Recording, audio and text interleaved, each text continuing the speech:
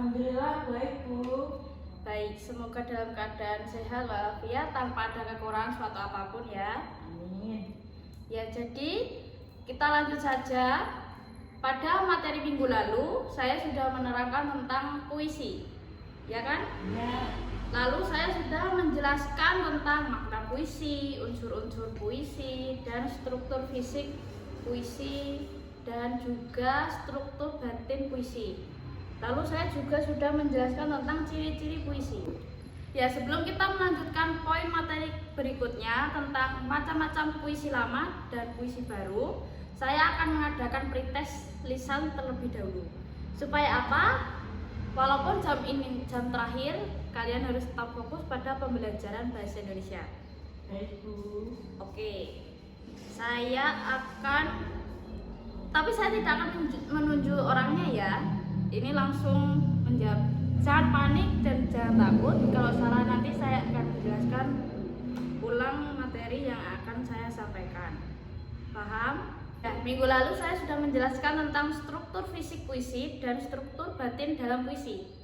Di sini saya akan mempreteskan secara lisan, yaitu macam-macam struktur fisik puisi. Yang bisa menjawab angkat tangan. Saya, Bu. Ya, silakan Mega. Apa saja yang termasuk dalam struktur fisik puisi itu? Struktur fisik puisi terdiri dari tripologi, diksi, citraan, majas, kata konkret atau rima atau irama, pengulangan kata, dan tiruan bunyi. Iya, itu jawaban Anda benar. Lalu saya akan mengulas kembali tentang apa sih tipografi itu. Jadi saya akan menjelaskan kembali sedikit saja. Tipografi ini dapat kita lihat pengaturan baris, batas tepi kertas, kanan, kiri, atas, dan bawah, serta pemilihan jenis huruf yang digunakan oleh penyair. Lalu makna dari arti diksi, yaitu pemilihan kata yang digunakan oleh penyair dalam puisinya. Imaji atau citraan, ini suatu susunan kata yang mengungkapkan pengalaman indrawi pembaca saat membaca puisi, sehingga pembaca dapat seolah-olah melihat, mendengar, merasakan, atau mengalami hal tersebut. Jadi kita harus menggunakan imajinasi kita untuk membaca suatu karya puisi. Paham? Lalu saya akan menjelaskan tentang majas, pemakaian bahasa dengan melukiskan sesuatu konotasi khususnya sehingga arti sebuah kata dapat memiliki banyak makna. Jadi setiap makna itu akan mengandung arti dalam karya sastra puisi. Lalu kata-kata konkret itu merupakan kata yang mengacu atau merujuk kepada sesuatu benda atau hal yang berwujud, dapat diraba, dilihat, didengar, dan dicium. Atau selanjutnya rima. Rima itu persamaan bunyi yang digunakan oleh penyair dalam puisinya dari awal hingga akhir puisi. Jadi agar si pembaca dapat menikmati puisi tersebut, maka penulis atau penyair harus menggunakan rima. Dan pengulangan kata. Pengulangan kata itu menentukan tinggi dan rendahnya atau panjang pendeknya, keras dan lemah bunyi yang sangat berpengaruh dan menonjol dalam pembacaan puisi. Baik, berikutnya saya akan lanjutkan. Pretest sudah saya tutup. Itu cuma untuk mengulas materi yang minggu lalu agar kalian tidak lupa. Dan saya akan melanjutkan poin macam-macam atau jenis-jenis puisi lama dan puisi baru. Dan saya akan menjelaskan puisi lama. Puisi lama merupakan puisi yang dibuat sebelum abad ke-20. Puisi lama memiliki ciri-ciri bersifat anonim karena merupakan puisi rakyat. Yang kedua, disampaikan secara lisan atau dari mulut ke mulut. Yang ketiga, terkait aturan-aturan yang mengatur jumlah baris setiap bait atau jumlah suku kata maupun rima. itu tadi ciri-ciri puisi lama. Dan jenis-jenis puisi lama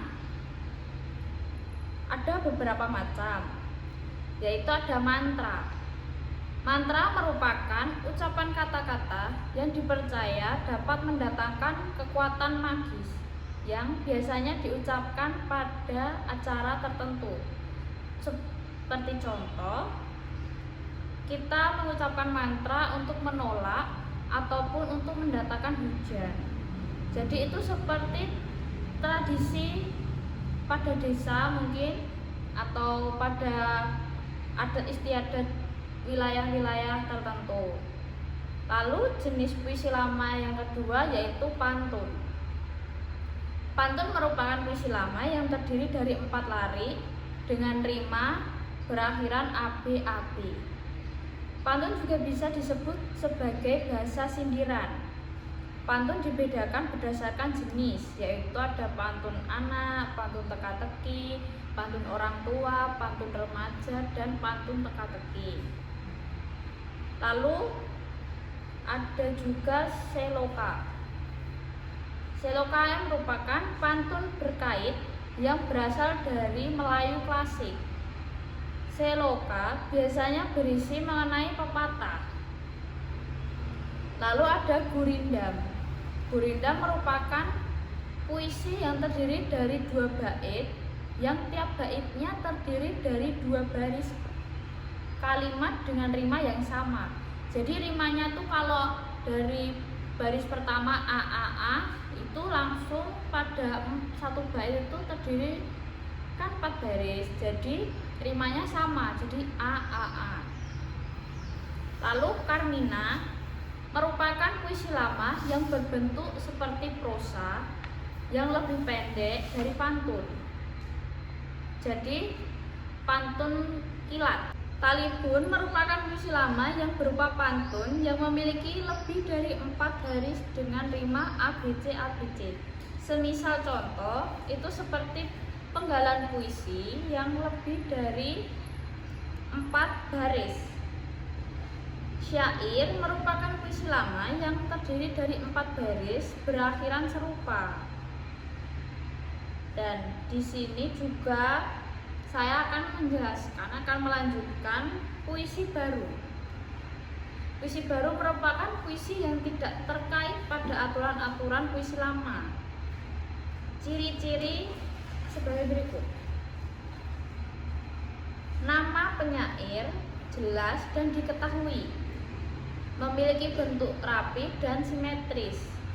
Memiliki gaya bahasa yang dinamis. Memiliki persajakan akhir yang teratur. Sebagai besar, puisi baru memiliki 4 sentasi. Setiap barisnya terdiri dari sebuah gatra atau kesatuan sintaksis. Setiap gatra terdiri dari 4 sampai 5 suku kata. Dan ciri yang terakhir dari puisi baru yaitu banyak menggunakan pola pantun dan syair. Sekalipun ada juga yang menggunakan pola puisi lama. Dan di sini saya juga akan menerangkan tentang macam-macam puisi baru. Himne. Himne ini merupakan sejenis nyanyian pujian yang ditujukan untuk Tuhan atau dewa. Jadi ini untuk acara sakral. Kalau kita yang menganut agama non-Islam itu waktu kita sembahyang di gereja atau kita sedang berada di Bali, itu kan ada acara suci dan itu kan juga harus menggunakan himne. Lalu di sini ada balada. Balada ini merupakan puisi sederhana yang berkisah mengenai cerita rakyat yang mengharukan. Jadi kisahnya itu mengharukan. Lalu ada ode. Merupakan puisi larik mengenai sanjungan terhadap orang yang berjasa. Ode dibaca dalam nada yang agung dan memiliki tema yang serius. biasanya ode ditujukan pada orang tua, pahlawan, dan tokoh-tokoh besar. Jadi ini puisi baru yang ode ini terkhusus untuk orang-orang yang dermawan. Lalu ada juga romansa. Romansa merupakan puisi cerita yang mengungkapkan luapan perasaan cinta kasih. Puisi romansa ini menimbulkan efek romantis saat dibacakan. Kalau kita sedang merasakan jatuh cinta, kita bisa membuat puisi baru dengan teknik romansa ya. Lalu ada epigram. Epigram merupakan puisi mengenai ajaran dan tuntunan dalam menjalani hidup. Epigram sendiri memiliki arti unsur, yaitu ada pengajaran, nasihat, panutan, cara yang lebih benar untuk pedoman hidup. Jadi ini berfungsi untuk sebagai motivasi juga untuk kita melakukan perbaikan diri. Lalu juga ada elegi. Elegi ini merupakan syair atau nyanyian berupa ratapan dan ungkapan duka cita, terutama pada pewaris kematian. Jadi ini untuk mengungkapkan perasaan pada saat kita sedang berduka atau sedih gitu.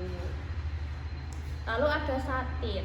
Satir ini merupakan puisi bergaya bahasa sindiran atau kritik yang disampaikan dalam bentuk sarkasme, ironi, atau parodi. Jadi ini untuk sindiran halus sih sebenarnya, untuk ketika kita sedang kan kita sedang mengalami permasalahan pada saat ini. Kita sebagai penulis itu pasti membuat karyanya tuh dengan menggunakan satir ini untuk meluapkan emosinya kepada masyarakat gitu. Lalu baik, dari materi yang telah saya sampaikan, yaitu jenis-jenis puisi lama dan puisi baru, apakah ada yang ingin ditanyakan dari penyampaian saya? Saya dulu. Baik, Mega mau bertanya tentang apa? Apa yang dimaksud dengan puisi himne? Oh, baik. Ya, jadi di sini saya akan menjelaskan tentang himne. Himne ini termasuk puisi baru. Pengertian dari himne yaitu jenis puisi baru yang berisi pujaan atau pujian untuk Tuhan, tanah air ataupun pahlawan. Dan di sini juga ada, saya akan mengulangi, ciri-ciri dari himne ialah lagu pujian untuk menghormati Tuhan, seorang dewa, pahlawan, tanah air. Pada saat ini pengertian dari himne menjadi semakin berkembang, yaitu diartikan sebagai puisi yang dinyanyikan, dan puisi nyanyian tersebut berisi pujian terhadap sesuatu yang dihormati, begitu. Dan di sini juga ada sedikit contoh pembacaan puisi himne, yaitu saya ambilkan dari internet ya. Tunggu sebentar ya Nana. Iya Bu. Baik, ini saya sudah mencarikan contoh puisi himne ya. Silakan kalian simak.